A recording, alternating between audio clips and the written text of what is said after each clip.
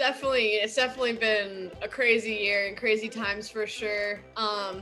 But yeah, no Olympics this year, which was definitely a bit of a disappointment and a bummer. I was working towards that goal for quite a few years, and for it to, not happen was a little bit of a bummer, but it's all good. We're moving forward, take it to the next year, take every day with the positive, and just keep training and keep being happy. It's definitely, the ups and downs of that day, trying to just think a little more realistic instead of just being bummed. And, like before the postponement, that I was injured for a little while. And so I definitely took that as a positive, as okay, a year is a long time, but that is also, I have a long time to train and I have a long time to keep getting stronger and help my injury and keep training to prevent injuries and things like that.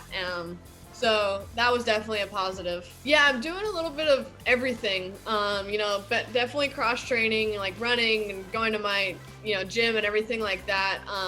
But skating, of course, and I've just kind of been trying to keep it a little lighter right now, just with, it being still far out. I don't want to get too overwhelmed or too caught up in it. So I've been having a lot of fun with surfing and riding my dirt bike and things like that. But, most of the time I have pretty busy days. So, to have Cliff Bar being one of my partners and to have pretty much an unlimited supply of, Cliff Bars has been amazing. Especially the nut butter bars. You got to try them if you haven't. They're super good and lots of protein to keep me going throughout the day, which is a must. Yeah, once I am back in full training, it's definitely a ton of skating.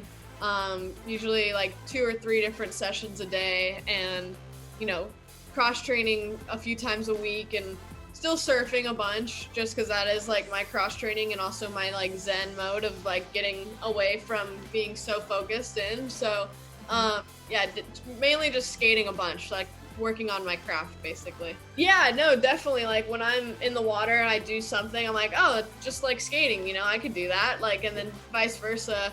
So that's been really cool. And it's also just like mentally, it's really good for me, to be out in the water and be with the earth basically, but doing something I love that, I don't have as much pressure on, but it's still just as fun, is really good, like mentally as well. I'm so lucky to be at the age I am at the time I am to be a part of this, and to to be able to skate and push the limits and see how far we can take it. It's been amazing. And the level, every time I go to a contest, there hasn't been one for at least 8 months probably now, but Yeah. before that, I was going to one all the time, and just every week the level is just keep getting higher and higher and higher.